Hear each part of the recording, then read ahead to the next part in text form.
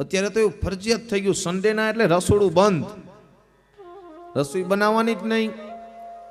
ભલે ને ઉછીતા લેવા પડે કોઈ પાસે પૈસા, શું ભલે ઉછીતા લેવા પડે, સન્ડેના ઘરે રોટલા નહીં બનાવવાના, નહીં, રસોડું તો બંધ જ રાખવાનું તે દિવસે. એવું બધું મૂકી દો. હવે ભલે તમારા કોઈક વાર તહેવાર છે, પ્રસંગ છે, તમે જાઓ, બધું શોખ મોજ માણો, બધું કરો, ના નથી પાડતા, પણ ભગવાનને ભૂલો નહીં, એને સાથે લઈને બધું કરો. ને પૈસાનું પાણી જ છે ને બધું, ખોટા પૈસાનું પાણી છે.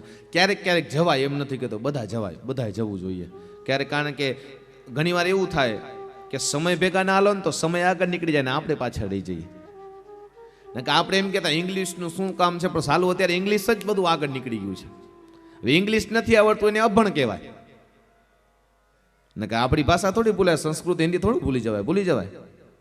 સંસ્કૃતની અંદરથી બધી ભાષાઓ નીકળેલી છે. પણ હવે આપણે એમ કહીએ કે ઇંગ્લિશ ન ભણો તો એ માણસ અભણ કહેવાય છે.